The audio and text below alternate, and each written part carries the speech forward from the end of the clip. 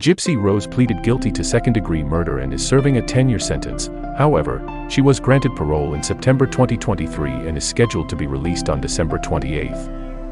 Gypsy Rose Blanchard convicted for matricide of her own mother Dee Dee Blanchard. Gypsy stabbed her mother to get rid of her abuse. Gypsy had chronic conditions including leukemia, asthma, and muscular dystrophy, and who had the mental capacity of a 7-year-old due to brain damage as the result of premature birth. On June 14, 2015, sheriff's deputies in Greene County, Missouri, United States, found the body of Claudine Dee Dee Blanchard face down in the bedroom of her house just outside Springfield, lying on the bed in a pool of blood from stab wounds inflicted several days earlier. There was no sign of her daughter Gypsy. Dee Dee Blanchard was born May 3, 1967 in Chack Bay, Louisiana. After reading troubling Facebook posts earlier in the evening, concerned neighbors notified the police,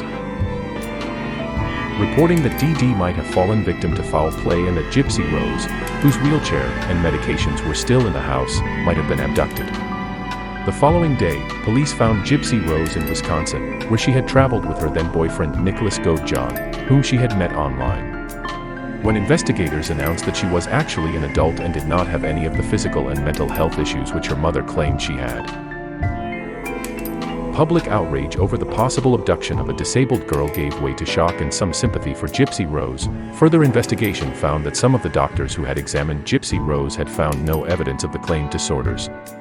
One physician suspected that Dee Dee had factitious disorder imposed on another, a mental disorder in which a parent or other caretaker exaggerates, fabricates, or induces illness in a person under their care to obtain sympathy or attention.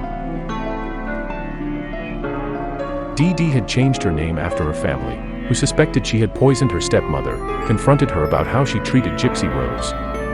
Nonetheless, many people accepted her situation as true, and the two benefited from the efforts of charities such as Children's Mercy Hospital, Habitat for Humanity, Ronald McDonald House, and the Make-A-Wish Foundation. Dee Dee had been making her daughter pass herself off as younger and pretend to be disabled and chronically ill,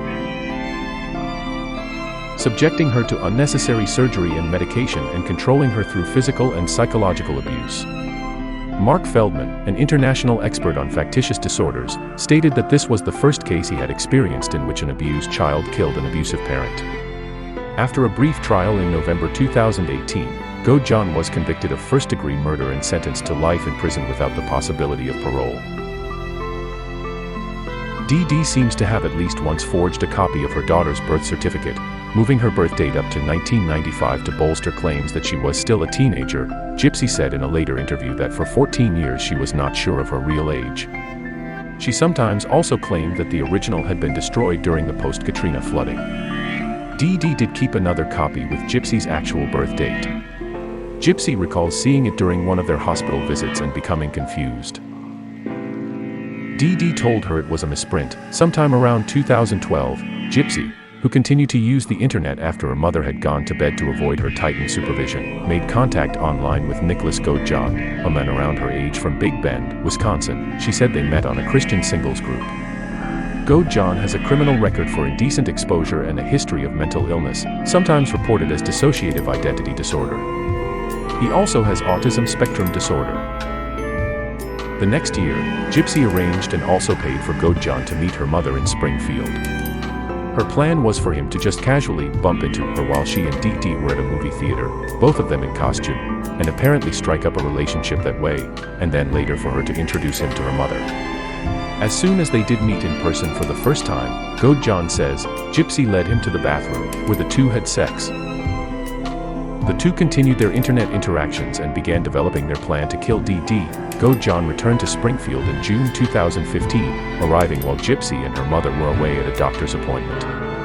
After they had returned home and Dee Dee had gone to sleep, he went to the Blanchard house. Gypsy let him into the home and allegedly gave him duct tape, gloves, and a knife with the understanding that he would use it to murder Dee Dee. Gypsy hid in the bathroom and covered her ears so that she would not have to hear her mother screaming. Goat John then stabbed Dee Dee 17 times in her back while she was asleep.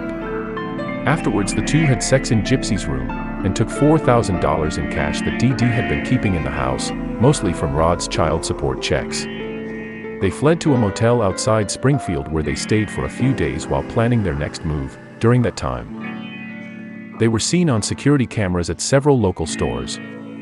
Gypsy said at that point she believed the two had managed to get away with their crime. They mailed the murder weapon back to Go John's home in Wisconsin to avoid being caught with it, then took a bus there.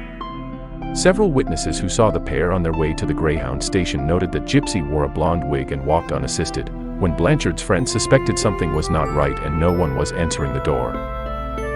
So the gathered friends called 911. When the police arrived, they had to wait for a search warrant to be issued before they could enter, but they allowed one of the neighbors present to climb through a window, where he saw that the inside of the house was largely undisturbed, and that all of Gypsy's wheelchairs were still present. Police entered the house and soon found Dee Dee's body. A GoFundMe account was set up to pay for her funeral expenses, and possibly that of Gypsy's. After the disclosure of how Dee Dee had treated Gypsy, sympathy for her as the victim of a violent murder rapidly shifted to her daughter as a long-term victim of child abuse. While the charge of first-degree murder can carry the death penalty under Missouri law or life without parole, County Prosecutor Dan Patterson soon announced he would not seek it for either Gypsy or Go John, calling the case extraordinary and unusual. Go John still faced the more severe charge because prosecutors contended that he initiated the murder plot, and both he and Gypsy agreed that he was the one who actually killed Dee Dee. The Blanchards' neighbors were shocked to learn that Gypsy's illnesses were fabricated. Alea Woodmansey, whose information about Gypsy's relationship with Go John led police to the couple the day after Dee Dee's body was discovered, said she cried out of disbelief upon hearing that Gypsy had never been sick or disabled. Her mother recalled how everyone had accepted Dee Dee's claims without asking for proof, and wondered if the mother and daughter had been secretly laughing at their neighbor's naivete. Kim Blanchard, no relation, who had called the deputy sheriffs to the house the night before, said, "What have I been believing? How could I have been so stupid?" Over 60 people attended a candlelight vigil for Dee Dee in downtown Springfield the night after the body was discovered. On June 27, 2022, Gypsy married Ryan Scott Anderson. On September 29, 2023, the Missouri Department of Corrections confirmed that Gypsy has been granted parole and will be released on December 28, 2023, after serving 85% of her sentence per state law.